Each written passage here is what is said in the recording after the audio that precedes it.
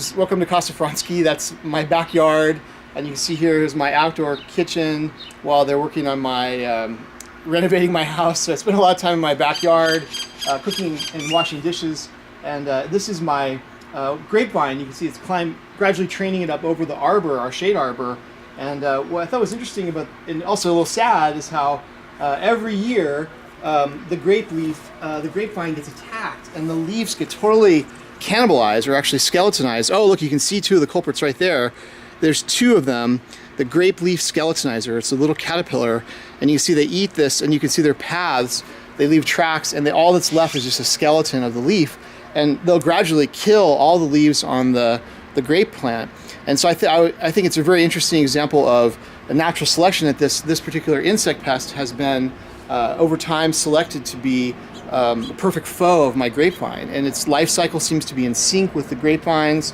And it has, when they're in adult form, it's a beautiful blue moth that I hate to kill. But I often, if I see them, I try to, capture them or throw them away or something. But then always some get to the grape leaf, and then I find these armies of caterpillars. And so, so here's a branch that's particularly infested, and you see them; they're rather pretty. And one thing that's interesting is that you see that the beautiful blue and yellow colors, usually that's what we refer to in nature as aposematic coloration.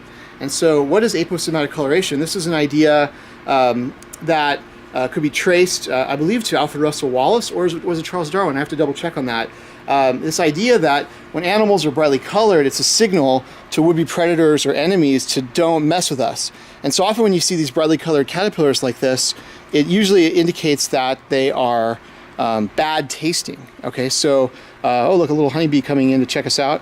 And so we're going to test this theory to see if these caterpillars are actually indeed have a bad flavor in a nice kind of like a farmyard experiment or house yard experiment here at Casa Franski. Okay, great. Let me stop it. It's part 2 of our video. We're going to investigate aposematic coloration in nature.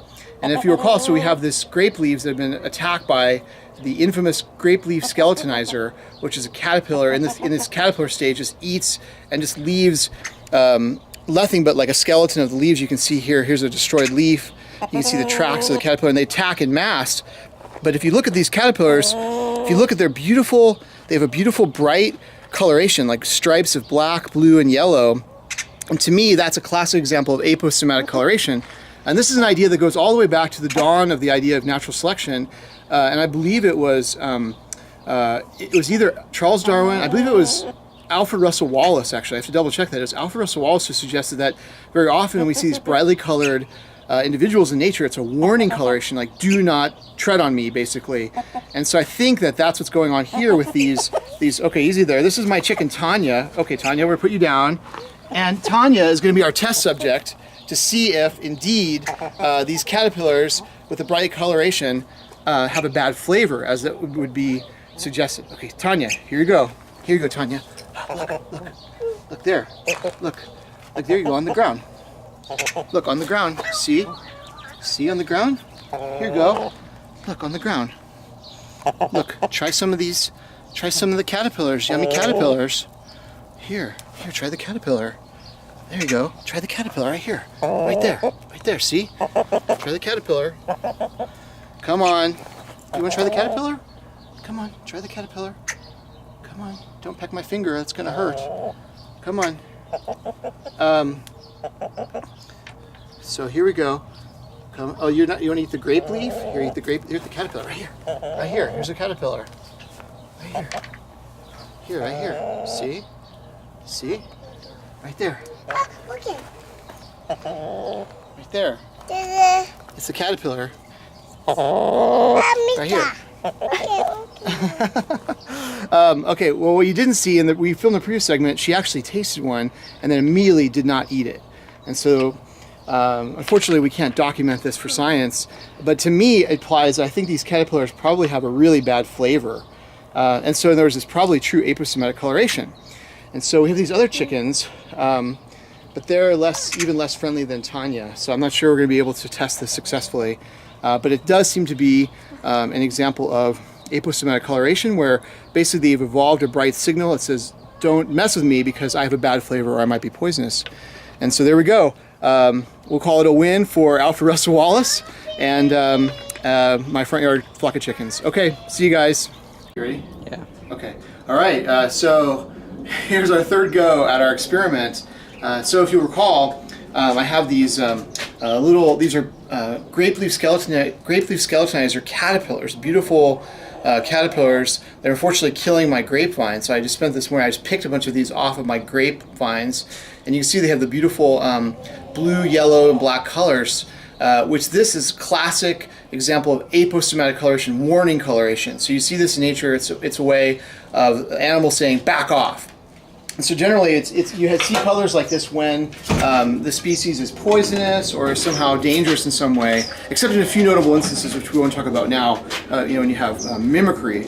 But so anyway, so here's our Grapeleaf skeletonizer caterpillars, and then here we have mealworms. So these look worm-like, but they're actually beetle larvae. And so you often see these in the pet trade. They're used to feed reptiles and things like that. So what we're going to do right now is we're actually going to test, use my chickens to test the aposematic coloration. Okay, so here we are.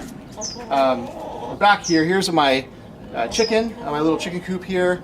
And this is the chicken Tanya, who we tried before. She actually tried one of these caterpillars and then backed off, and then we couldn't get her again on film to try them. So what we're going to do right now is we're going to present Tanya with a choice of these wonderful Grapeleaf skeletonizers, which look pretty juicy, or the mealworms. All right, it's recording. Okay, all right, here we go. Yummy caterpillars. Yummy caterpillars. Go ahead. All the yummy caterpillars. She's pecking them, but it doesn't seem like she's eating them.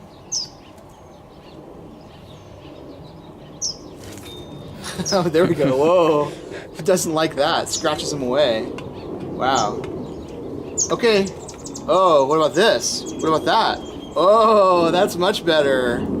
Oh, yeah.